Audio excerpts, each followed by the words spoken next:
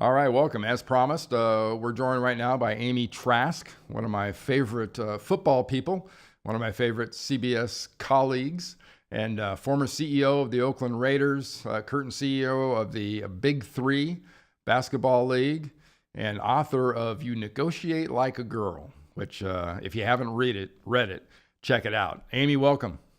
Wow, thank you so much for having me, Randy. I am a big fan of yours. I was a fan of yours on the field, even on days when I wanted nothing more than to beat you. And I'm a fan of yours off the field. You know, Amy, I remember some of my trips into Oakland during your term, as CEO, working with Al. And you guys, the unusual thing about how you guys did business back then was you were, I think, light years ahead of almost every other NFL team, and that you were so dedicated on A, defending your brand, B, defending your fans, and C, interacting with your fans and engaging your fans. Does that sound accurate? You know, Randy, I have long believed, and this is something I shared with Al over and over and over again throughout the course of my career. Without fans, there is no league as we know it, and perhaps no league at all. And I never understood why more people around the league, with the organization, with the league office, didn't cherish fans the way I did. And I will always remember the president of another team saying to me, Amy, every time we play you, whether it's at your stadium or at ours, I see you in the stands with your fans. I see you there pregame. I see you there during the game. Why do you do that? And I looked at this man and I said, why don't you? Without the fans, there is no league. Yeah, that's very good, and that's why I say light years, because we've come in kind of a full circle thing where re-engaging the fans and that fan in stadium experience has become so important to the league. Agreed. And I think there needs to be more recognition by each and every team, as well as by the league office, that fans are to be appreciated and to be cherished. And without them, there is no league. And you referenced defending our fans, ours, of course, referring to the Raiders. I did, and I do. And look, the Raider fan base is similar to the fan base of 31 other clubs. Really, really, really good people with a handful of knuckleheads who simply didn't or don't know how to behave on game day. And one of the things that was very, very important to me and was a top priority, and my number one initiative for many years, was making sure that our fans and our fan base knew, be passionate, be impassioned, come be spangled, be dazzled, be jeweled, but respect the people around you, and inappropriate behavior won't be tolerated. And what always bothered me was people thought that those issues were unique to the Raiders. And of course they weren't. Every single fan base had a handful of people that just simply didn't behave appropriately. And what I loved the most was when I undertook this initiative and made it my top priority, my biggest allies were Raider fans. Yeah, it's always interesting to me that what people see, they automatically extrapolate from there. We're seeing so much of it now in our world that's driven, unfortunately, by social media reactions and unfortunate interactions. But, if you have a picture and you see what somebody looks like, you see some guy painted in silver and black with spikes on his head and shoulder pads with spikes on his shoulders, just vociferously screaming for his team, people perceive that as threatening. And they don't do any investigation as to what the person's like that's in the picture. Well, and by the way, I took league executives and I walked them through the stadium because I think a lot of that stereotype, and you've accurately hit upon it. Not in the dreaded black hole. You didn't do that with league people, did you? I sure did. And I walked through and I said, you see that woman that looks like she might eat you?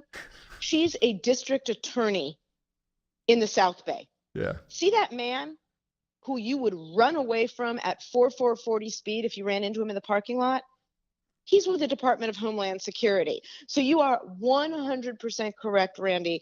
Appearances can be very deceiving. Hey, you're involved in something very fascinating right now. I mentioned in the introduction, CEO of the Big Three. Can you sort of describe to fans what it is it's sort of become and what it will be here this coming season? Oh, I sure can, but I will tell you my title, and you got it right in terms of what has been reported. So your research is, as always, stupendous. But some of that which is online is no longer accurate. I'm actually chairman of the board. Okay. And by the way, I like to look at my colleagues and say, that's chairman of the damn board to you. um, it's a very, very exciting concept. And we're going into season 2. All of our games will be broadcast live and will be played at prime time. We've signed a lot of new players this year, with many more banging on the door. And what's been a lot of fun about that is the line sort of, you look out and say, okay, men, line forms to the left. Players are actively banging our door down to join the Big Three. And what's been very, very eye opening to me, Randy, is this. I always understood how beloved the game of 3-on-3 is in this country. You can't go by a park, a beach, a court without seeing 3-on-3. Heck, I live, as you know, near Venice Beach, and people are playing 3-on-3 half court basketball 24 hours a day. What I didn't fully understand, and I do now, is how beloved this game is around the world. 3-on-3 half court basketball is played in places I never stopped to think about the game being played. So there's tremendous interest in China, in India, in the Middle East, for us bringing 3-on-3 there as well. It's an unbelievable concept. It was I noticed a story in the news here recently. Lamar Odom had sort of made a comment that he would love to play, and Lamar's had some demons in his past. And one of your cohorts, one of the founders, Ice Cube, the mega entertainment complex, which he is, made a comment that, hey, if Lamar gets his stuff together, we'd love to have him in the Big Three. Would that be sort of an example of some of the players that want to be involved?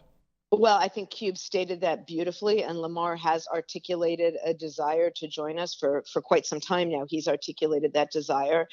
And Cube said if he gets in shape and he's good to go and he can do this, come on out. We'd love to see you play. And one thing to share with you about Cube and co-founder Jeff Quantinitz, they really and truly want to help these men in their next chapter. So yes, it's a great game.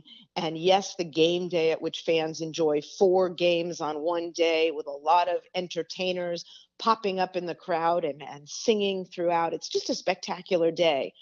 But it's more than that to Ice Cube and to Jeff Quantinitz and to all of us. It's about knowing these men can still play and can still contribute. And when you look around at the men we have coaching and playing the game, these are truly legends of the game who can still play. Now, sure, they're playing in a half court, not a full court, and the games are shorter. But one thing that has struck me throughout is the level of competition at these games, competition between and among the coaches. And by the way, the one person who may threaten me for that trash talking title is Gary Payton. Ah, I don't think he has the me glove. yet. Yeah, right. But the coaches, the players, I mean, they're out there to compete. There's nothing showy about this. It's fierce competition on the court. For 2018. So when are the dates? How long will the season last? Just sort of give us the basics. Well, we're going to be starting up in June. We're looking to announce the dates fairly soon. We've got a really fun video out on big3.com, and Ice Cube has tweeted it, and I've tweeted it, and Jeff has tweeted it, asking fans to weigh in as to cities to which they would like us to visit. And we're going to stick with the same format. It's going to be 10 weeks, 4 games each week.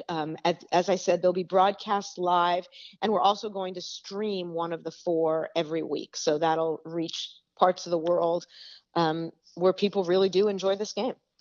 Hey, how have you enjoyed the television business? You're involved in the other pregame show, the Tops program on CBS Sports Network on Sunday mornings. How have you found that? Well, this may be more information than you want me to share, and please feel free to give me the over-the-phone proverbial throat slash gesture if you want me to stop. Okay. But being on television is facing my biggest fear. Cameras have always terrified me. If you look through my family albums, it's kind of a joke in the family of where's Amy? It preceded where's Waldo, Mm-hmm. because I would see a camera and I would run the other way. And sideline, pregame, almost 30 years in the NFL, I would see a camera, particularly a video, a moving camera come towards me. They always used to laugh that I could run as fast as Al Davis would like, a 4.4 or 4.3 40 speed getting away from the camera. So I'm facing my biggest fear. And that's kind of exciting now that I'm learning to do it. My first year on CBS Sports Net, the great linebacker Bart Scott was my teammate. And he literally, not figuratively, but literally held my hand under the table throughout the show because I was so scared to do it. And everybody at CBS Sports Network and CBS Sports has been magnificent in allowing me to learn this at my own pace. Yeah, I've also noticed that you're expanding a bit. You're starting to do a little blogging and videos and things like that to sort of, I guess, embrace the camera a little further. It's a slow process. I never ever thought I'd do it. Randy, when I left the Raiders, when I was in the process of making that decision, I was self-aware enough to say to my husband at one point, look, until I make my decision as to whether I want to stay with the team or leave, I'm not going to be able to decide what it is I want to do next. Fair enough.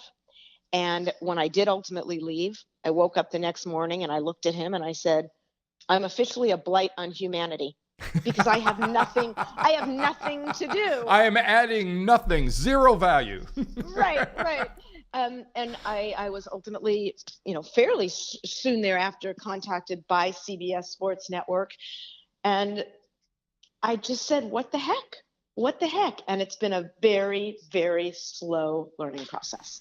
Hey, one of the main reasons, besides talking to you about your stuff, with the Raiders and TV and the Big Three, that I was looking so forward to having a chance to talk to you, you are in this social media world that we live in now. And I even hate to even use those terms, but it is accurate. You're very much a kind of a calming voice of reason because you're one of the few people I have out there that I follow and read regularly that always uses a term that isn't always, I guess, adhered to. And you talk about civil discourse. You talk about actually having a conversation with people. And if there's something, I've started doing interviews here the last 3, 4, 5 shows that we've done, podcasts. And a theme of that has been sort of the lack of civil discourse. But you, for one, have been somebody that wants to really bring that back. Why is that? Well, a number of reasons. We're never going to solve problems unless we're able to engage in considered and reasoned and reasonable discussion. It's okay to disagree. Out of disagreement, when it's healthy and productive and constructive, can come solutions. But you got to figure out how to disagree agreeably. I can disagree with something you say without making that into a personal attack, which then derails the thought process and the conversation. I do believe in civil discourse. I advocate it. I am passionate about it. Reasonable discussion and agreeable disagreement.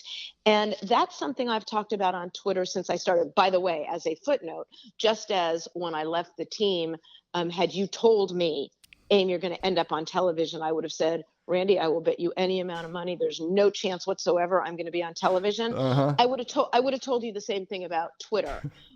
When CBS Sports, when I joined and they first said, do you want to start on Twitter? No, never. I'm not going to do it. Never. And now it's as if I've found my mothership. I love my Twitter village. We really do embrace civil discourse. When we disagree, we do so agreeably. And I will tell you, there have been at most a handful of times, so 5 times, over the course of my years on Twitter now, where someone has said something that doesn't fall within the definition of civil discourse or agreeable disagreement. And in each time I reply and I say, you know what? You can make that point without being mean. You don't have, and I use a word that we used when we were kids, which is Oh, don't be mean. yeah. And in each of the times that I have done that, with the exception of one, the person has responded and said, you know what, you're right. I can disagree with you without being mean or nasty. And we've turned it into a positive discussion. So my experience on Twitter is that when you have someone who wants to express himself or herself in a nasty manner or disagree disagreeably or not engage in civil discourse, if you point out to them that, it's okay, we can disagree, but let's do it reasonably and responsibly and agreeably, they respond back and say, you know what, you're right.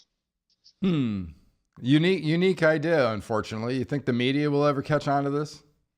Well, you know what? We can all start a movement. And that's what I say all the time to my Twitter village, which is we can lead the way. Every single one of us who engages in reasonable and reasoned discourse with people with whom we disagree, we can be the people to show the world how to do it. Imagine if everyone around the world learned to share their views reasonably, to engage in civil discourse, and to disagree agreeably. We could solve a lot of problems. Yeah, you're absolutely right. Absolutely right. Hey, Amy, thank you so much for joining me. I really appreciate for taking the time, and I look forward to our next conversation. Well, as I said at the outset, I'm a huge fan of yours. I was a fan of yours on the field, and I'm a fan of your work off the field, and it's been my privilege and pleasure to join you. Thank you so much. How you doing, me? It's time.